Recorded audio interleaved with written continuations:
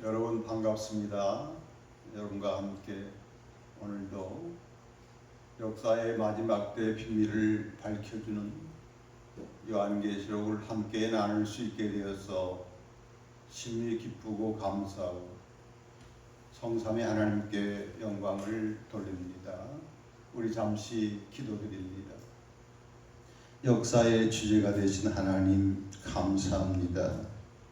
역사의 마지막 때 비밀을 밝히는 요한계시록을 저희들이 들을 수 있게 해주셨사오니 감사합니다. 오늘도 보혜사 성령님이 도우시아 깨닫게 하여 주시옵시고 은혜되게 하옵시고 주님께 영광 돌리게 하옵소서. 죄종을 하나님의 도구로만 나팔로만 사용하여 주시옵소서. 예수님 이름으로 기도하옵나이다. 아멘. 오늘은 계시록 2장으로 갑니다. 처음 부분 에베소 교회에 보낸 예수님의 편지 내용을 살펴보면서 은혜를 나누고자 합니다. 에베소 교회 사자에게 편지하라.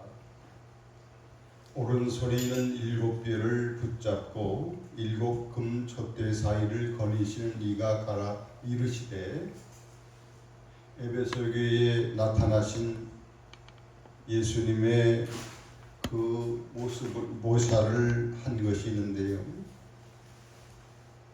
오른손에 7뼈를 붙잡으신 예수님으로 이렇게 나옵니다. 이사야 41장 10절 이하에 보면 두려워하지 말라. 내가 너와 함께 할 것이다. 놀라지 말라. 나는 내 하나님이 됨이니라. 내가 너를 굳세게 하리라. 참으로 너를 도와주리라. 참으로 나의 의로운 오른손으로 붙들어 준다 하는 이런 말씀이 있습니다.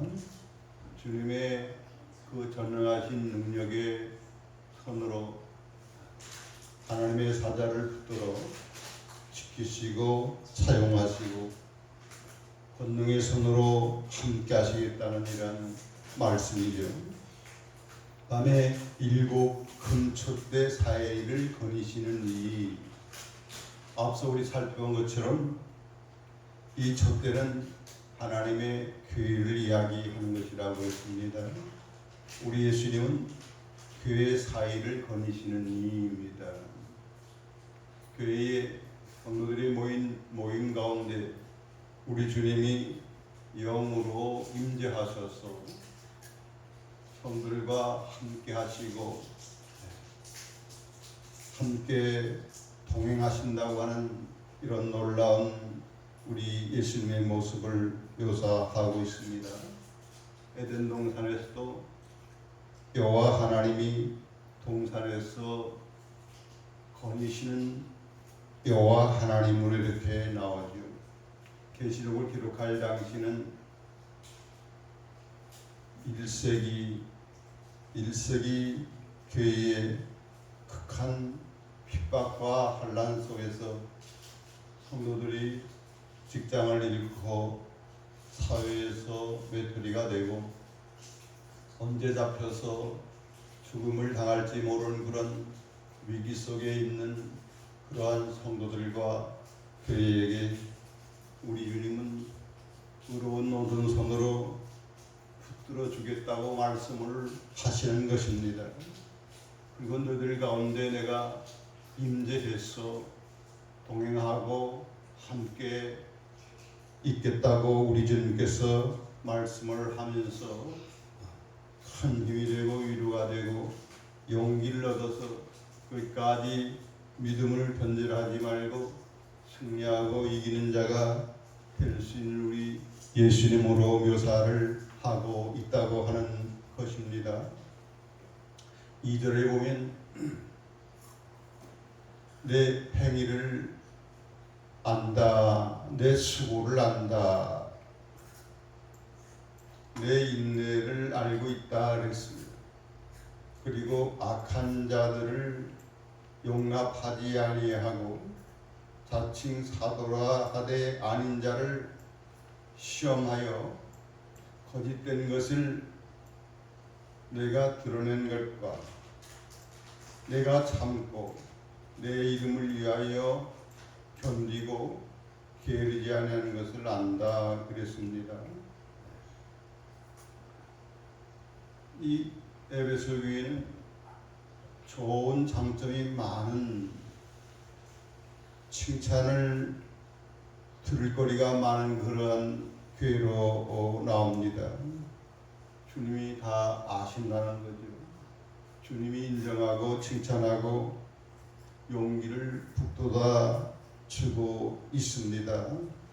또 큰 장점은 악한 자들, 거짓 사도들, 니골라당, 이러한 이단 무리들이 교회를 무너뜨리려고 하는 그런 미혹 가운데서도 잘 분별해 가지고 거짓을 드러내고 그들을 따르지 아니하고 그들을 물리치는 훌륭한 분별력에 대해서 주님은 칭찬을 하고 있는 것입니다. 우리가 이단의 특성을 알고 잘 분별하는 에베소 성도와 같은 우리도 돼야 될 줄로 믿습니다. 1세기 때에도 이단들이 많았지만 그런 이단들은 21세기 교회인 지금에는 그와 같은 이단들이 없어요. 하지만 교회에서 역사는 악한 사단의 역사 속에서 이단들이 굉장히 많이 활기를 치고 있습니다. 예수님께서도 마태복음 24장 참 중요합니다. 예수님 이 땅에 재림할 때에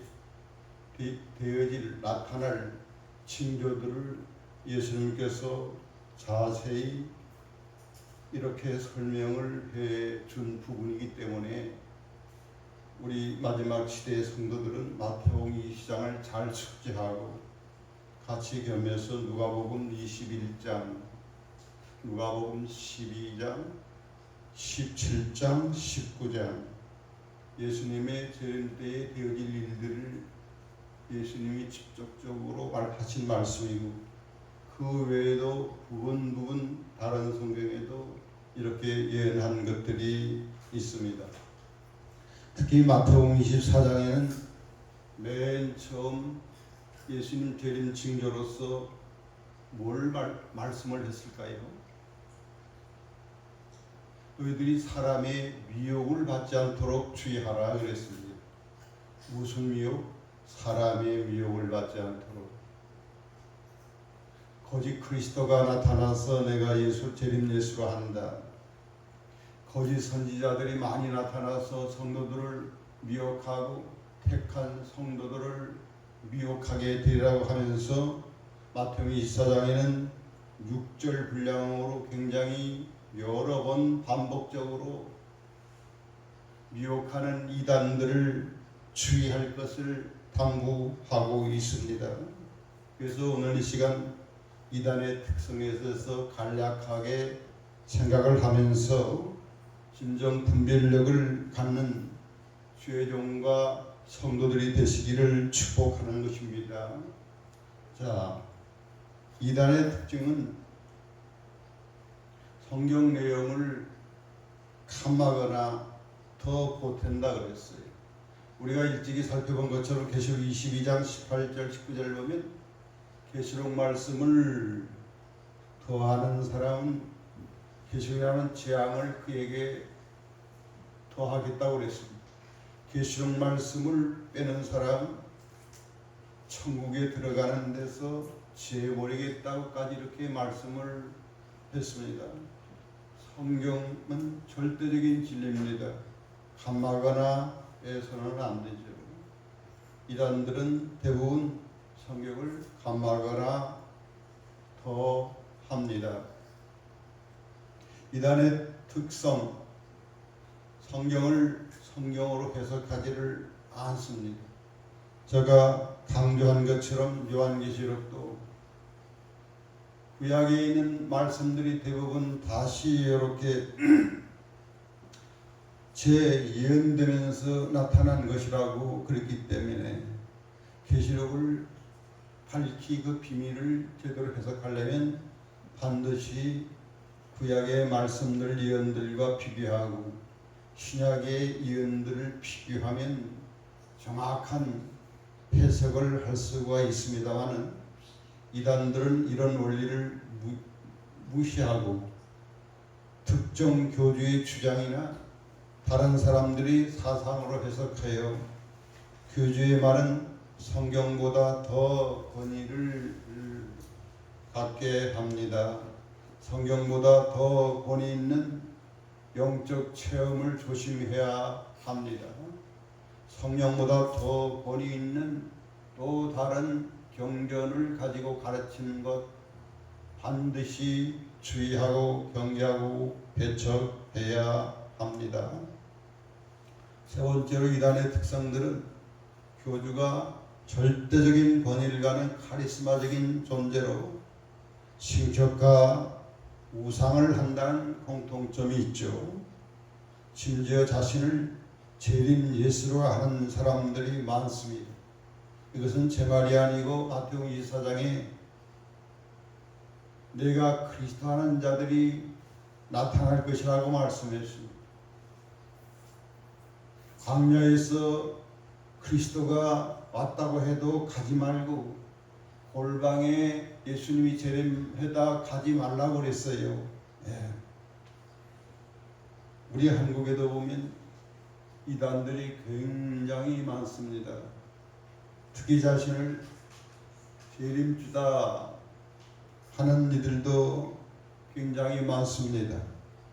통일교 문선명 교주, 그도 청년 때는 열렬한 그리스도인이었지만 토굴에 가서 기도를 하는 가운데 체험했다고 해서 그때부터 잘못돼가지고 사단의 영을 받아가지고 자기가 이렇게 재림 예수라고 했으면 그자는 죽었습니다. 재림 예수님은 부활하신 몸으로 영원히 오셔서 영원히 존재하시고 영원히 우리와 함께 할 것인데 문선명 교주는 죽었습니다. 하나님의 교회 안상호, 그도 자신이 재림 예수라고 이야기를 합니다. 전도관을 창수한 천부교 박태선, 그도 한때는 장로라는 칭함을 가지고 은혜를 나타내고 많은 기적을 일으켰습니다만 변질이 돼가지고 수수를 높여 자기가 재림 예수라고 했습니다. 다음에 미국에서 들어온 몰몬교 조셉 스미스도 자기가 재림 예수라고 하는데, 재림 예수라고 하는 사람이 얼마큼 많으냐, 100여 명이나 지금 활동한다는 거 아니에요. 우리가 잘 분별을 해야 할 때입니다. 네 번째로 이단의 특성은 성경 전체에 명명백백하게 드러난 그러한 교리들을 부정하죠. 예수님의 신성이라든지 예수님이 인간의 몸으로 이 땅에 성생이라든지 삼일체 하나님이라든지 이신득이 믿음으로 의롭다함을 받는다든지 가시적인 주제인 예수님의 부활한 몸으로 진리 땅에 모든 사람들이 보이게 재림한 것들을 부정하는 그런 이단들이 있어요. 이 와중에는 골로새서 1장 15절의 말씀을 딱 하나 찍어가지고 피조물이다, 예수님은 모든 피조물보다 먼저 나시니, 모든 피조물보다 먼저 나십니다 한 이 귀절을 딱 이걸 가지고 예수는 피조물이다 신성을 부인합니다. 성경 전체를 총체적으로 볼 수가 있어야 됩니다. 한 기절만 놓고 한 문맥만 놓고 한 텍스트 한 성경만 놓고 이렇게 하면 큰 오류에 빠질 수가 있습니다. 몰몬교는 예수님의 신성도 부인하고 성육신도 부인하고 삼일체도 부인합니다. 한국에도 선교사들이 많이 들어왔고 거리거리마다 책자를 팔면서 성도들을 미혹하고 있는 현실이죠.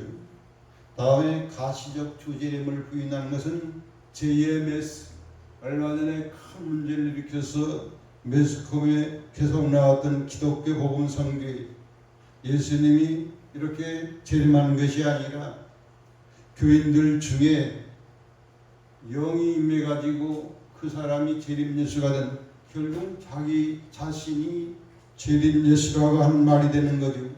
다음에 지방교회다, 중국에서 들어온 지방교회 집회소라고 일컫는데 사람들 안에 예수님이 영적으로 오신다 하면서 눈에 보이러 오시는 가시적 예수님의 재림을 부인합니다.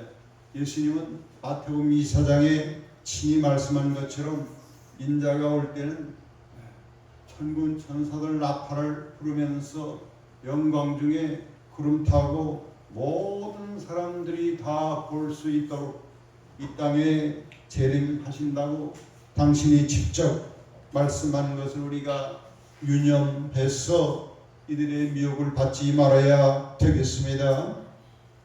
다섯 번째, 자신의 교리를 따른 자만 구원받는다. 배타적 구원론을 주장합니다. 특히 대표적으로 여호와 증인 14만 4천에 속해야 구원받는다. 자기 교회에 나와서 자기 교회의 교리를 따르는 사람만 구원받는다.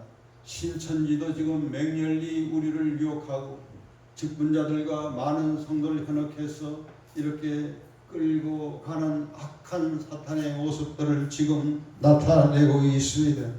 거기도 보면 주로 요한계시록을 많이 달아요. 그래서 우리는 요한계시록에 대해서 철저히 잘 알아야 합니다. 시대가 이렇게 흉흉해지고 종말적인 징조들이 막 뚜렷이 나타나니까 성도들도 요한계시록에 관심을 갖겠지요.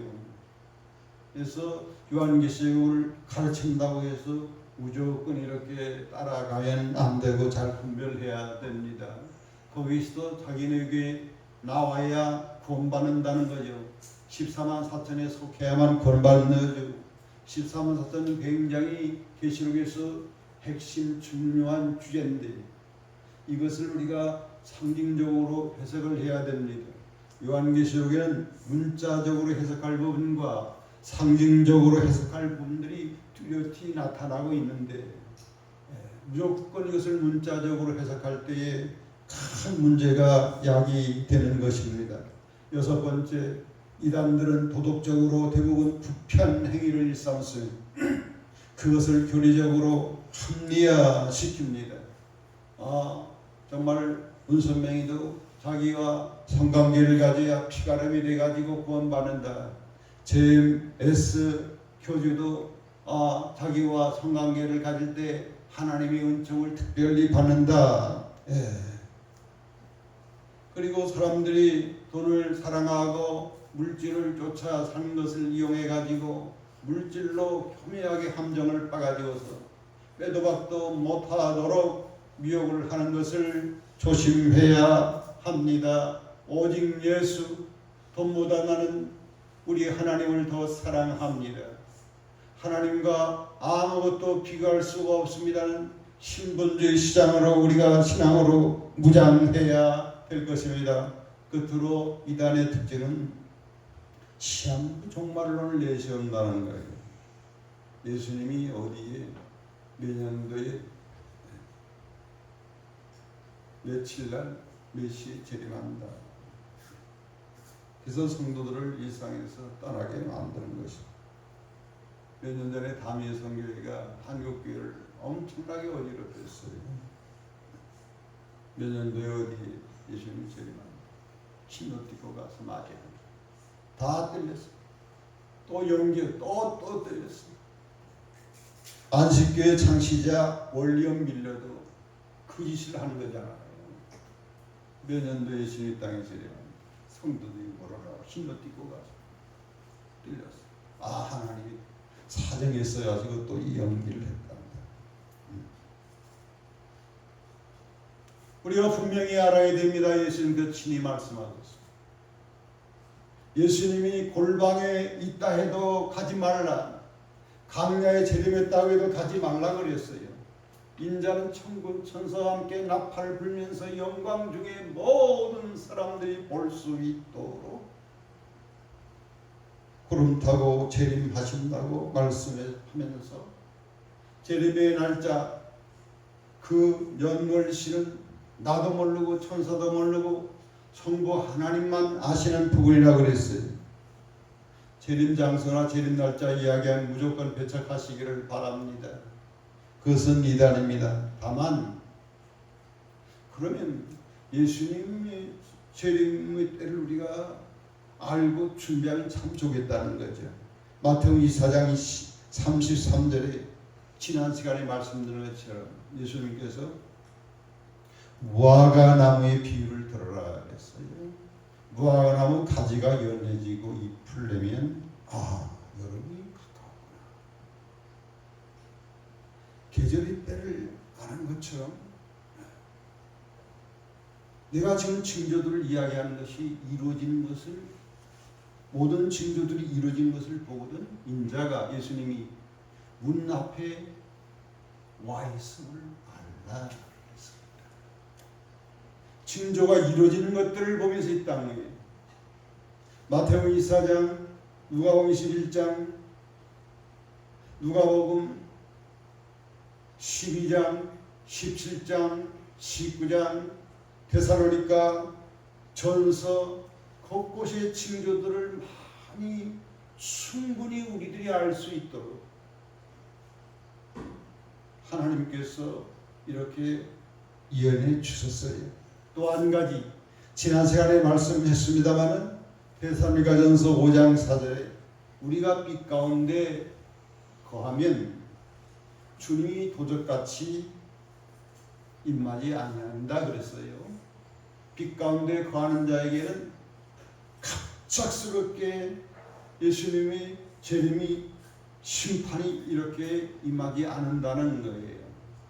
주님과 늘 깨어서 영적 교통하고 친밀한 사랑의 교제를 나누면 아브라함의 비밀을 가르쳐줘서 소돔과 고모라의 멸망을 알려줬던 것처럼 초대교회의 메시아 초림 예수님이 이 땅에 올 때도 시몬이라고 하는 나이 드신 분이 하루는 기도 가운데 성령님이 말씀했어요. 너가 죽기 전에 메시아를 보게 될 것이니라. 너가 살아 생전에 메시아를 보게 될 것이라 이 말씀이었어요. 그래서 성령의 지시를 받고 성전에 갔더니 거기에 예수님이 혈례식을 행하러 아는 예수님이 이렇게 예수님 메시아를 안고서 그 감격과 기쁨을 가지고 찬송하면서 주의 많은 사람들에게 예수님에 대한 기가 막힌 놀라운 예언들을 하는 것이 누가복음에 나옵니다. 주님이 가까이 오심을 알 수 있습니다. 그러나 그 날과 그 때와 그 장소는 알려고 하지 말아요. 사탄의 미혹에 걸려듭니다. 자, 다시 본문으로 돌아갑니다. 에베소 교회가 굉장히 훌륭한 교회이고 훌륭한 분별력을 갖춘 참 그런 교회였는데 무서운 책망을 받은 점이 있습니다. 그것이 무엇일까요? 처음 사랑을 버렸다. 회개하지 않으면 촛대를 옮기겠다.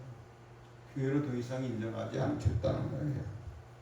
참으로 무서운 책망입니다. 사랑을 버리고 사랑을 잃으면 모든 것을 성경을 다 잃은 거나 아무것도 안 해요. 저도 한때는 예수님을 몰랐습니다. 청소년기와 청년기를 넘어가는 가도 시기에서 저는 인생 문제로 굉장히 존재론적인 그런 방황을 한 시기가 있었습니다. 인간이 뭔가,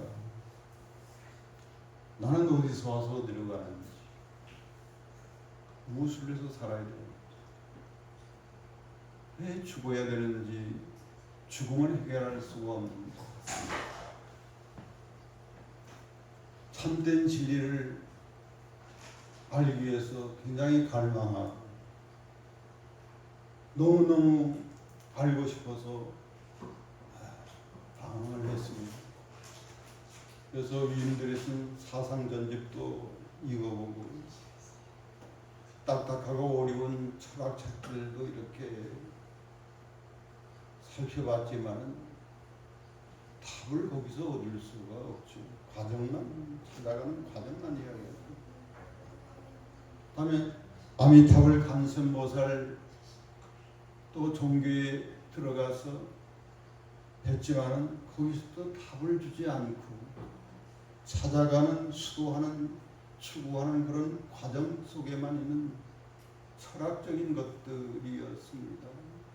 그런데 하나님이 이 젊은 어린 청년을 불쌍히 여기사 전도자를 보내서 저를 교회로 인도하였습니다.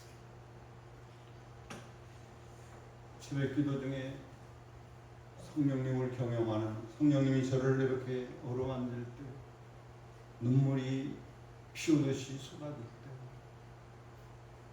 하나님의 살아계심을 체험하고 하나님만이 진리라는 사실을 깨달으면서 내 평생 남은 평생 내가 찾은 진리, 이 불쌍한 나를, 방황하는 나를 찾아주시고 만나주신 예수님만을 전하는 주의 종으로 살아야 되겠다. 그래서 주의 종으로 헌신하고 지금 40년이 주의 종 일을 하면서 살지만 참 오랫동안 부끄러운 종의 모습을 제가 고백하지 않을 수가 없습니다. 저는 전도사가 됐을 때 교회를 다니만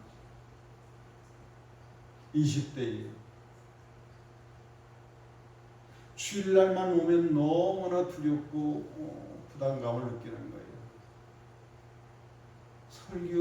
성도들 앞에 설교하는 게 너무 힘든 거예요. 기도하고 또 기도하고 하나님 주신 그 영감을 또 받아서서 이렇게 설교를 하고,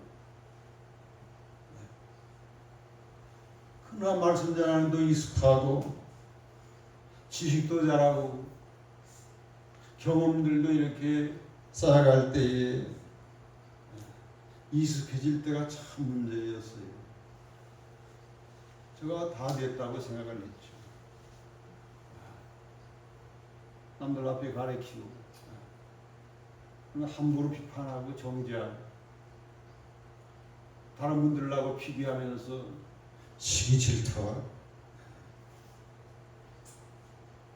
더 겸손히 날마다 성경 말씀을 보면서 늘 주님과 사랑의 교제를 가지면서 나를 변화시키고 나를 성숙시키고 열매 맺히는 이런 과정을 밟아야 되는데 나의 신앙이 딱 틀에 갇혀가지고 굳어있는 정형화의 그런 단계로 들어갔던 겁니다. 내가 아는 학식, 내가 체험한 것들, 은사들, 신학들, 교리들, 정통 이런 것을 딱 이렇게 정형화 틀에 딱 갖춰져 있었어. 그래서 더 이상 들으려고도 않고 배우려고도 하지 않고 큰 문제.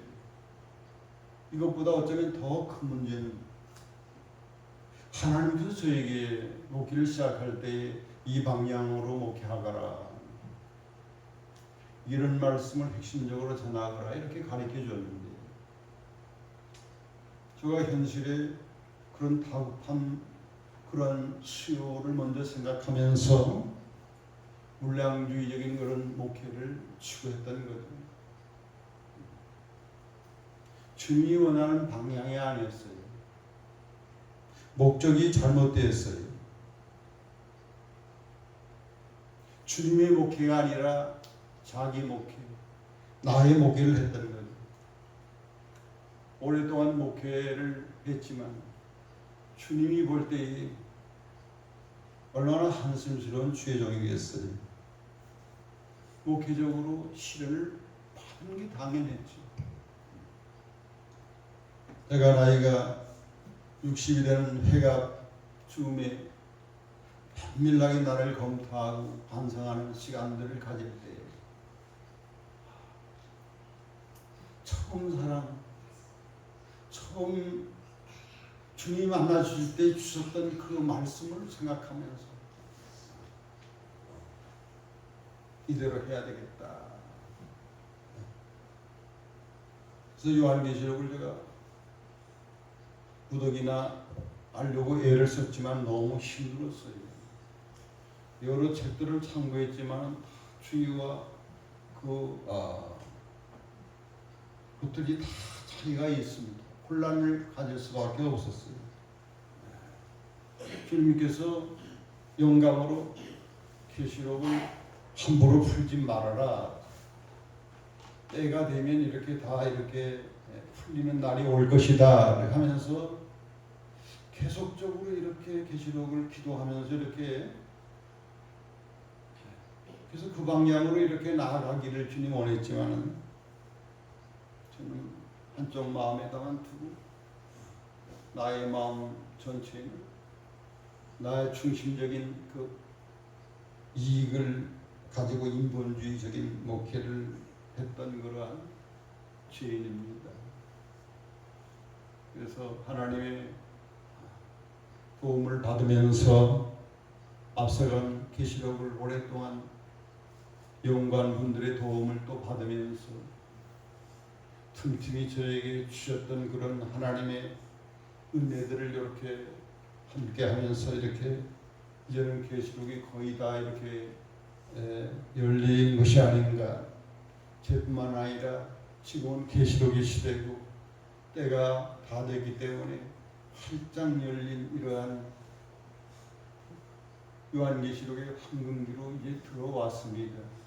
저만 이렇게 아는 것이 결코 아니고 저만 이렇게 전하는 것이 결코 아닙니다. 부족한 것이 많습니다. 그렇게 훌륭한 에베소교회도 결정적인 문제가 처음 사랑을 버렸다는 거죠. 그래서 회개하는 방식을 예수님이 가르쳐 주는데 어디서 떨어졌는가 처음 사랑을 어디에서 떨어졌는가 생각하라. 어디에서부터 잘못됐나 자기를 냉철히 돌아보고 성찰을 하라는 거죠. 그래서 회개해서 돌이켜서 처음 행위를 가지라는 거예요. 처음 사랑을 가지고 이렇게 하라는 거예요. 에레미야서 보면 이와 비슷한 아주 중요한 규절이 있어서 함께 나누고자 합니다. 에레미야 6장 16절 여호와께서 이같이 말씀하세요. 너희는 길에 서서 보며 했어요. 옛적 길고 선한 길이 어디인지를 알아보고 그리로 가라. 에레미야가 예언할 때는 이미 유다 예루살렘이 멸망 바로 직전에 하나님의 예언의 멸망을 예언을 했습니다. 그러나 우리 하나님께서 멸망시키는 게 하나님의 본심이 아니고 회복시켜서 구원하는 게 본심일진데 회개를 촉구를 했죠. 지금이라도 길에 서라는 거예요. 지금 가던 길을 계속 가지 말라는 거예요. 잘못됐기 때문에 스톱 멈추라는 거예요. 하나님이 기뻐하는 방향이 아니라는 거예요. 스톱 멈춰 길에 서서 보라는 겁니다. 옛적 길고 선한 길이 어디인지를 알아보고 그리로 가라. 애굽에서 처음 나와서 하나님과 처음 사랑을 나눌 때 하나님 없이는 못 삽니다. 오직 하나님만을 의지했던 그 광야 시대, 신앙의 단련을 받았던 그 시대, 적과 끓인 가나안 복지에 처음 들어왔을 때의 순수한 처음 사랑, 그리로 돌아가라는 겁니다. 그러면 하나님이 살려주신다는 겁니다. 구원해 주신다는 겁니다. 회개하라고 말씀을 하고 계십니다. 만일 그리하지 아니하고 회개하지 아니하면 내가 너에게 가서 내 촛대를 그 자리에서 옮기겠다. 무서운 경고죠. 더 이상 에베소 교회를 교회로 예수님이 인정하지 않는다는 거예요. 교회에서 제해버리겠다는 거 아니겠습니까? 이 무서운 경고를 들은 에베소 교회는 그 후에 어떻게 됐을까? 사도 요한이가 파모선에서 석방하자마자 어디로 달려갔습니까? 그 많은 교회들 중에 에베소 교회로 가서 거기서 당신이 직접 받아 기록한 요한계시록을 들고 성도들에게 말씀을 전할 때 얼마나 놀라운 일들이 일어났을까요? 사도 요한이 피엑스 때 소천나고 그 후에 폴리갑이라고 하는 훌륭한 지도자가 또 이렇게 있어서 교회를 훌륭하게 잘 인도하고 그 후에 위대한 종들이 그 교회를 잘 이렇게 목자가 인도를 했습니다. 그래서 소아시아가 오스만 터키가 지배하면서 이슬람 국기화가 되기 전까지 에베소에가 존속해 있었고 그때에 유럽으로 성도들이 탈출해 나갔다는 그런 기록을 제가 보고 들은 바가 있습니다. 사랑의 중요성에 대해서 잠시 살펴보기를 원합니다. 에베소교는 가장 중요한 것을 버렸습니다. 지식도 많고 분별력도 있고 참으로 수준이 높은 그러한 교회였지만은 하나님과의 처음 사랑을 버려버린 거예요.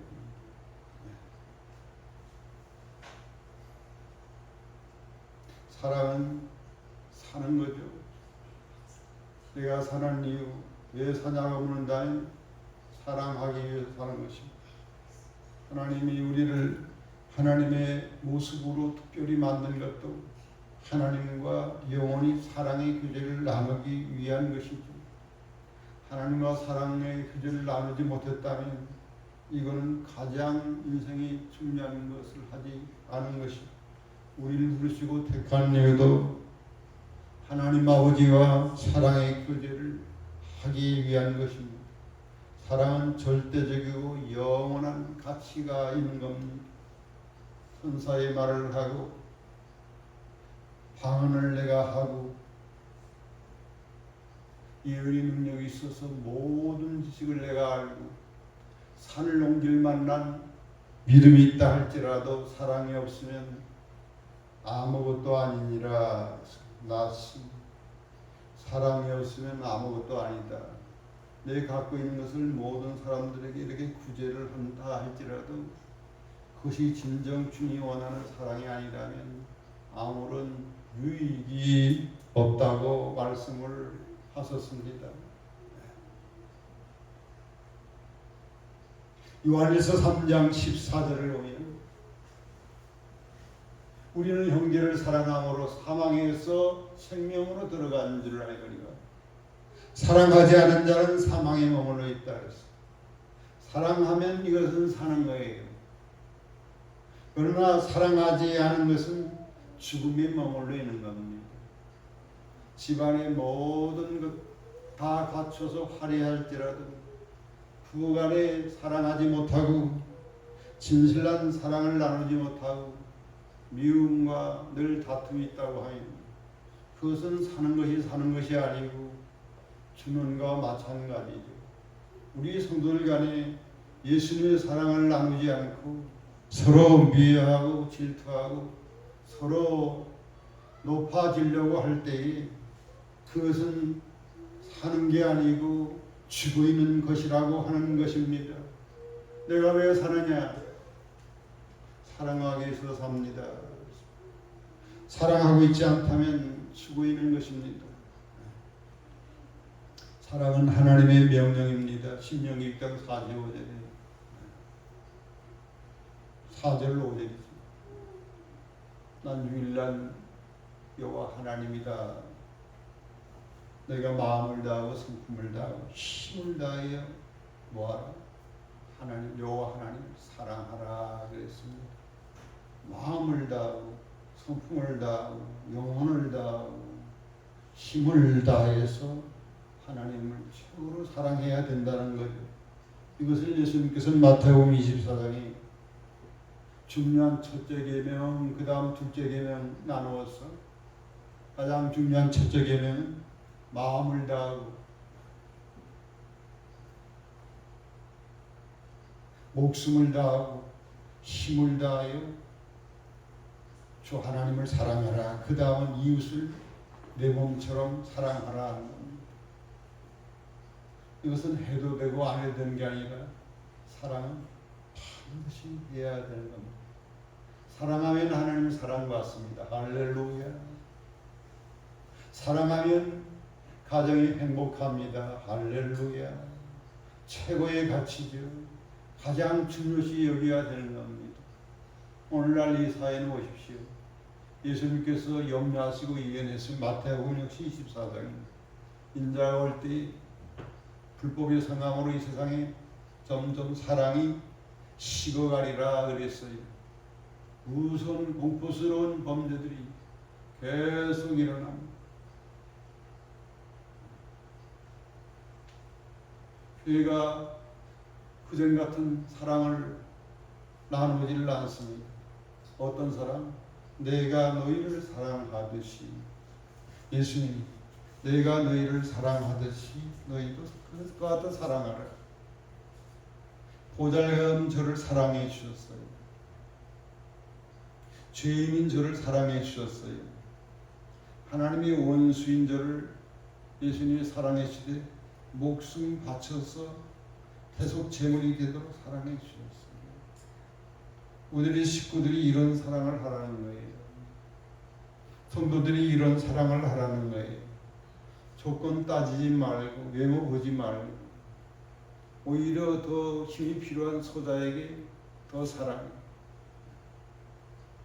더 가까이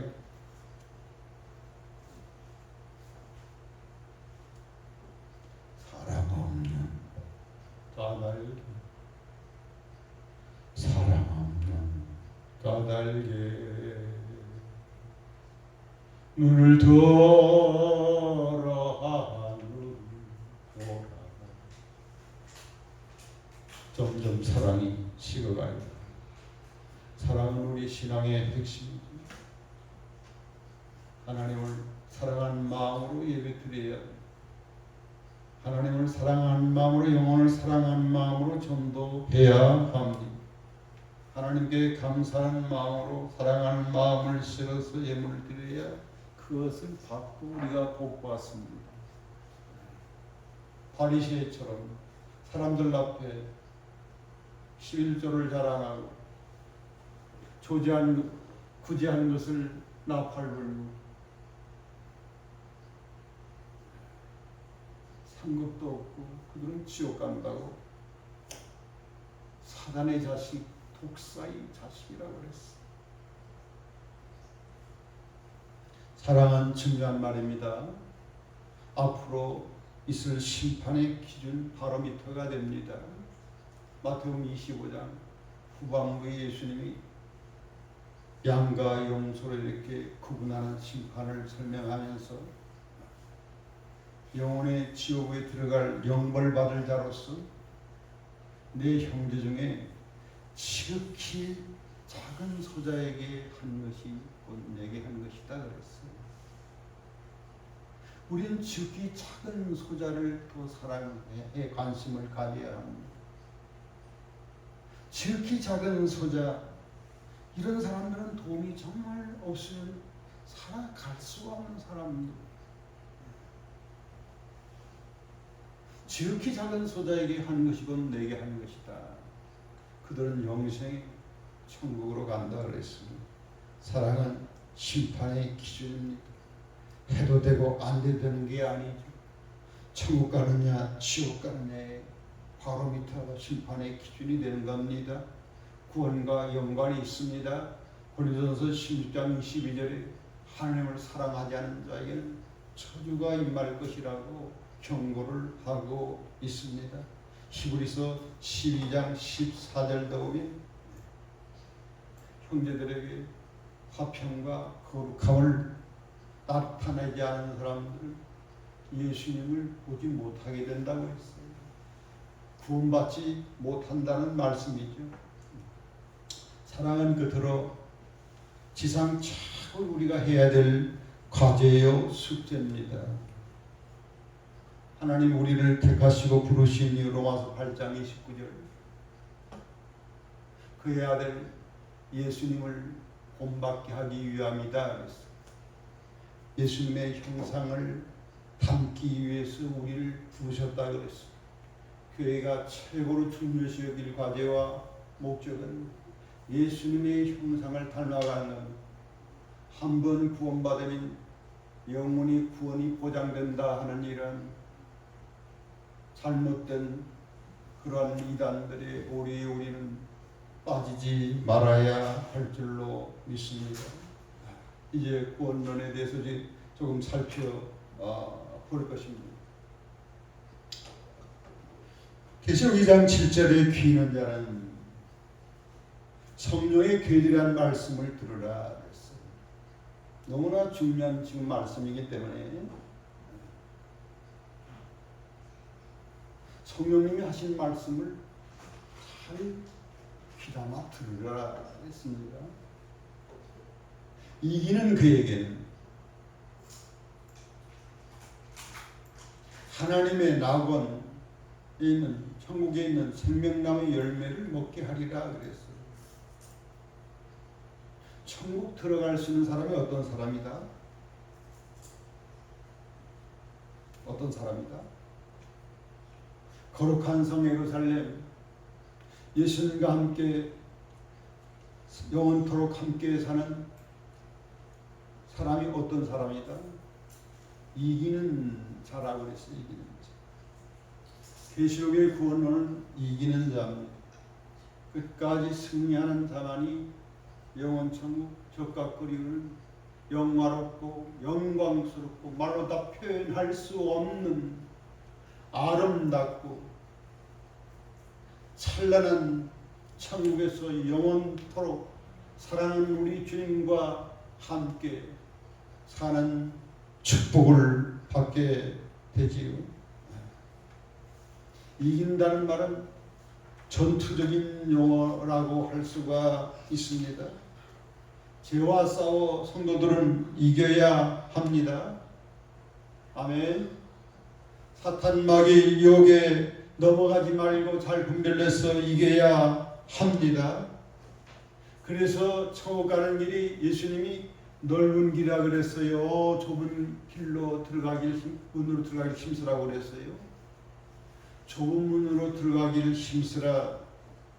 길도 협착하다. 그렇기 때문에 사람들이 많이 찾지 아니할 것이다. 하지만은 생명의 길이라 그랬습니다. 그런 넓은 문은 사람들이 편리하고 그렇게 수월하기 때문에 넓은 문으로 넓은 길로 많이 가지만은 멸망의 길이라고 말씀을 했습니다. 우리가 한번 예수 믿고 죄사함을 받고 하나님의 자녀가 되고 이걸로 끝나면 되지 않습니다. 예수님의 명령 따라 신앙을 지키기 위해서 늘 전투를 하면서 선한 싸움을 하면서 비록 좁은 문이고 좁은 길이고 협착한 길이고 겨우 나 혼자 그러나 많은 그런 어려운 난감들이 있지만은 주님이 그 자리에서도 내 주님이 능력의 오른손으로 나를 붙들어 주시고 주님이 임재하셔서 나와 함께 동행하심으로 말미암아 우리는 이기고 끝까지 결국은 천성문까지 나아가는 자가 될 수가 있는 줄로 믿습니다. 이기는 자 15번을 요한계시록에서 말씀하고 있습니다. 다음에 옷을 더럽히지 않은 자가 예수님과 함께 다닌다. 나중에 사대교회 할 때 충분히 살펴볼 거지만 사대교회 믿는다는 이름만 있지 죽어있는 교회다 예수님 무선 책망을 하면서 그러나 사대교회 교인 중에 옷을 더럽히지 않은 사람이 몇 사람 있는데 그들에게 흰옷을 입혀서 나와 함께 다니게 될 것이다.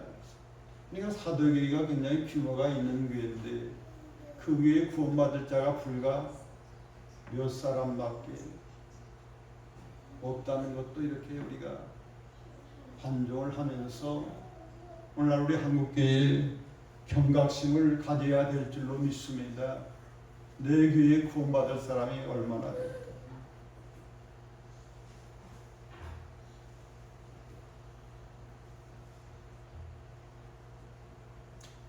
다음에 큰 환난을 통과하며 어린 양의 피에 그 옷을 씻어 희게 된 자, 이 사람들이 천국에 와서 하나님 보좌 앞에서 찬양하는 자가 된다고 그랬어요. 앞으로 전무후무한 큰 환난이 반드시 이 땅에 이루어지게 되는데 정말 육체를 가진 자가 감당할 수가 없다고 그랬어요. 예수님이 그 환난 후에 예수님이 인자가 오리라 그랬기 때문에 큰 환난이 임하면 주님이 오심이 임박했다 소망을 가지고 우리가 이길 수 있기를 바랍니다. 이 놀라운 소망이 있으면 이길 수가 있습니다. 극한 환난도 시험도 참을 수가 있습니다. 어린 양의 보혈의 무한한 능력을 의지해서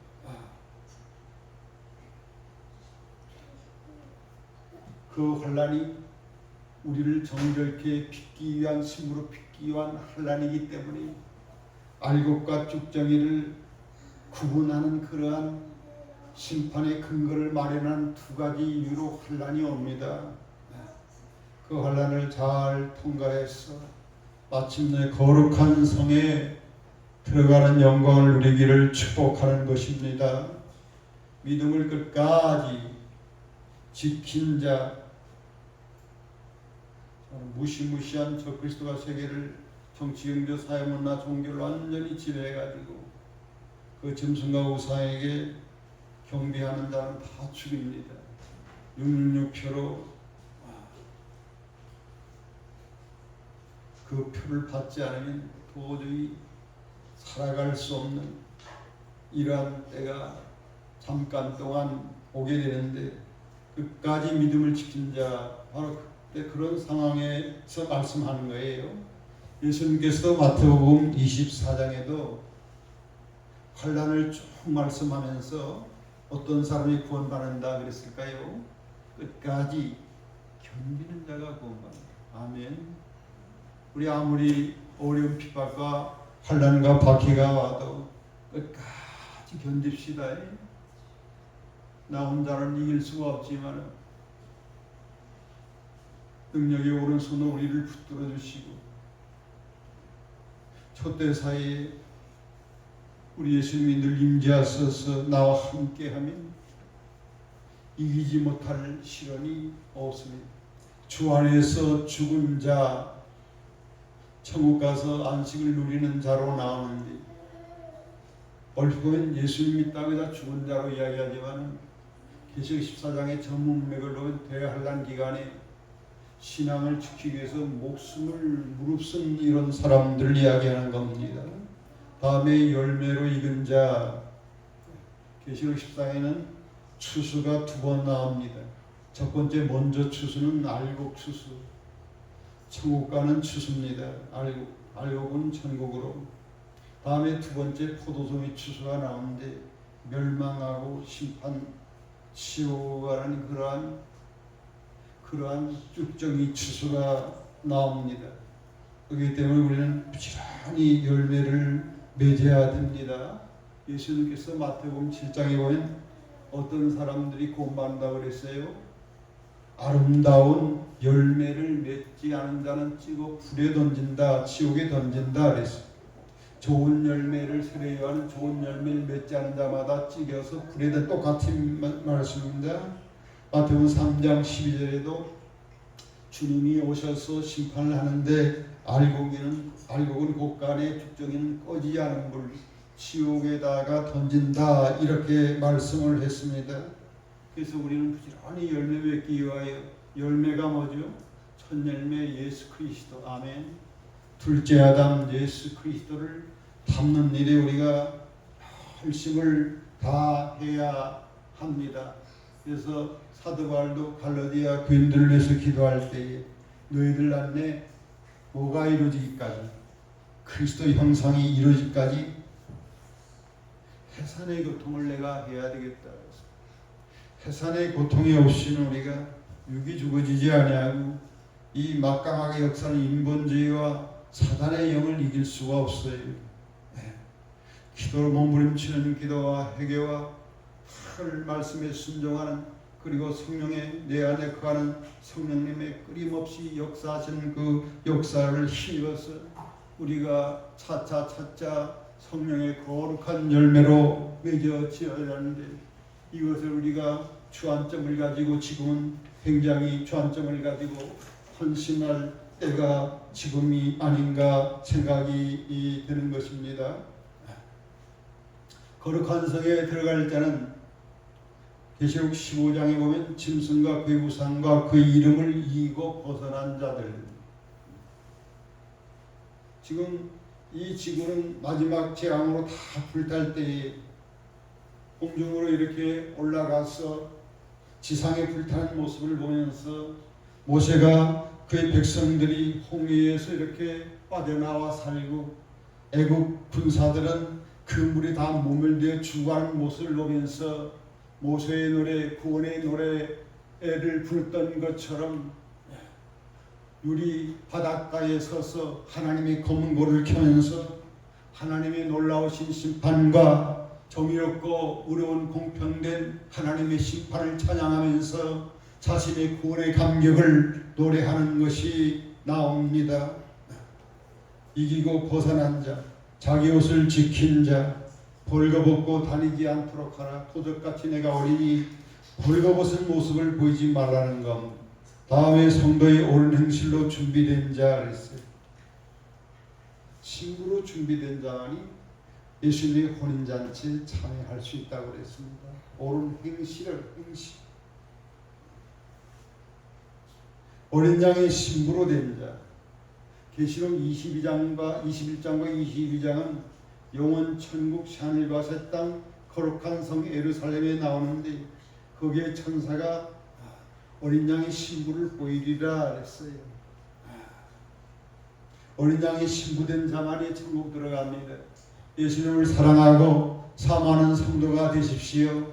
예수님을 사랑하지 않은 사람은 결코 천국에서 주님이 받아주지 않습니다. 마지막 끝으로 자기의 옷을 빠는 자가 문들을 통과하면서 결국은 거룩한 성에 들어가는 권세를 받게 되라고 말씀했습니다. 우리가 옷에 더럽히지 않고 제한지는 사람이 누구 있습니까? 그러나 회개하고 회개해서 용서받고 희게 대해서 흰옷을 입어서 천국에 우리가 들어갈 수가 있어야 되는 겁니다. 우리 나같이 소리내어서 한번 이 말씀을 읽어보죠. 무엇이든지 속된 것이나 가증한 일 또는 거짓말하는 자는 결코 그리로 들어가지 못하되 어린 양이 생명책에 기록된 자들만 들어가리라. 생명책에 기록된 자들만 들어갑니다. 속되고 가증한 일 하는 사람들, 거짓말하는 사람, 특히 계시록에는 거짓말하는 사람 못 들어간다고 반복적으로 말씀하고 있어요. 다 회개해서 어린 양의 생명책의 이름이 우리가 등려될 수 있는 축복을 받으시기를 축원합니다. 조금만 해서 마치겠습니다. 사대교회의 옷을 더럽히지 않은 사람이 몇 사람이 있습니다. 흰옷을 입고 예수님과 함께 다닐 수 있습니다. 왜냐? 합당한 자이기 때문에. 사대교회에 구원받은 사람이 불과 몇 사람밖에 되지 않았어요. 나머지는 다 형식적입니다. 믿는다만 이름뿐이 형식적이었어요. 야고보서도 굉장히 야고보서도 중요한데 야고보서 2장에 보이는 믿는다고 하면서 행함이 없으면 무슨 유익이 있겠느냐? 그 믿음이 능히 자기를 구원하겠느냐? 그러한 믿음은 구원받지 못한다는 거죠. 영혼이 없는 몸이 죽은 것 같이 행함이 없는 믿음은 죽을 것이다 그랬습니다. 사도교회 성도들 대부분은 다 죽습니다. 우리 교회는 어떻습니까? 한옥교회는 어떻습니까? 구원받을 자가 많이 나오기를 축복하는 것입니다. 이기는 자는 이와 같이 흰옷을 입을 것이요 그 이름이 생명책에서 결코 지워지지 아니합니다. 그 이름은 하나님 아버지 앞과 천사들 앞에서 그날에 예수님이 시인하면 천국으로 들어가는 겁니다. 그러나 출애굽기 23장 23절 24절 보면 모세가 하나님 앞에 백성들이 저를 회개하죠. 모세가 십계명 받기 위해서 어디로 올라갑니까? 시내산을 올라가서 40일 밤낮 먹지도 마시지 아니하면서 하나님의 주시는 두 돌판 십계명을 받고 내려와 보니까 그 사이에 백성들이 타락해서 금가락지를 다 빼가지고 금신상을 만들어서 이것이 우리를 오늘날까지 인도하는 여호와 하나님이다. 덩실덩실 춤을 추면서 음란한 짓들을 하면서 기가 막히게 급속도로 타락합니다. 주님이 노여서 그날에 많은 사람들을 치렀어요. 모세 보고 다시 산으로 올라가라. 산으로 올라가서 하나님 앞에 정말 죄송스럽습니다. 이 백성의 죄가 너무나 컸습니다. 이 백성의 죄를 용서해 주시오. 나는 이제 이 백성들의 죄를 용서하지 않거든 저를 주님이 기록한 책에서 제 이름을 지워주시기 바랍니다. 구약에는 생명책이라고 나와요. 주님이 기록한 책. 하나님이 뭐라고 말씀합니까? 누구든지 내게 죄를 범하는 자마다 내 책에서 지워버리겠다 그랬어. 생명책에 내 이름이 올라가도 지워질 수가 있는 거예요. 한 번 구원은 영원한 구원이다. 물론 성경에 그렇게 말씀한 부분들이 있어요. 그러나 성경 전체적으로 구원론을 보라는 거예요. 이어서 비록 우리가 구원과 사유함을 받고 구원함을 받고 우리가 하늘나라에 앉아있다. 예수님과 함께 앉아있다. 이런 말씀도 있어요. 그러나 생명책에 지어질 수 있다는 사실을 명심할 수 있기를 바랍니다. 그래서 바울도 남들은 구원해놓고 내가 버림당할까 두려웠다 했어. 빌립보 성도들에게 구원을 얻기 위하여 두렵고 떨림으로 너의 구원을 이루라 이렇게 말씀을 했습니다. 그래서 우리는 구원의 옷을 입었습니다. 누구의 공로로? 예수님의 십자가의 보혈의 공로로 제3을 받고 구원의 옷을 입었습니다. 그러나 구원의 옷으로 끝나는 게 아니라 또 한 가지 무슨 옷이 더해져야 되느냐? 공의의 겉옷을 더해야 합니다. 신부가 자기를 단장하듯이 자기를 단장하는 그런 공의의 겉옷을 입어야 하는 것입니다. 끝으로 마지막으로 또 한 가지 옷이 있어요. 자, 무슨 옷일까요? 예수님의 아내로 준비된 자에게 빛나고 깨끗한 세마포 옷을 입혀주십니다. 이 옷을 입어야 예수님의 혼인잔치에 들어가고 영원 천국으로 들어갈 수가 있는 겁니다. 세마포 옷이 뭐냐? 성도들의 옳은 행실이라고 그랬습니다. 지금까지 우리가 살아오면서 하나님 앞에 범죄한 것들을 회개할 수 있기를 바랍니다. 믿는다고 하는 이름만 있지 실상 죽어 있는 믿음을 우리가 회개하고 이런저런 이로 인해서 이종처럼 처음 사랑을 버린 것들을 우리가 회개해서 사랑을 회복하고 사랑을 성숙시키고 예수님을 본받는 그러한 둘째 아담을 본받는 성숙한 아담이 되어서 에덴 동산의 미숙한 아담이 아니라 성숙한 아담이 되어서 하나님을 사랑하고 하나님께 감사하면서 영광 돌리면서 순종하면서 섬기는 아담으로서 영원히 천국에서 복락을 누릴 수 있는 저와 여러분 되시기를 축복합니다. 마치겠습니다. 기도하겠습니다. 아버지 하나님 사랑을 감사하며 회개하라 천국이 가까웠다 말씀하셨습니다. 주님 오실 날이 임박하리 때에 저희들 회개하게 하옵소서. 우리도 처음 사랑 혹시 이렇지 않았습니까? 회개하게 하여 주시옵소서. 이름만 믿는다는 이름만 있고 세상 사람들과 같이 살질 않았습니까? 주여 결코 구원받을 수가 없는 줄 아오니 주님 회개하여 제 사함을 받고 열매를 맺는 삶을 통하여 주님 맞이할 준비를 하는 저희들 되게 하시고 그날에 다 혼인잔치에 들어가는 데 성공하고 마침내 거룩한 성 예루살렘에 들어가는 데 다 성공하고 그러기 위하여 이기는 자가 될 수 있도록 축복해 주시옵소서. 예수님 이름으로 기도합니다. 아멘.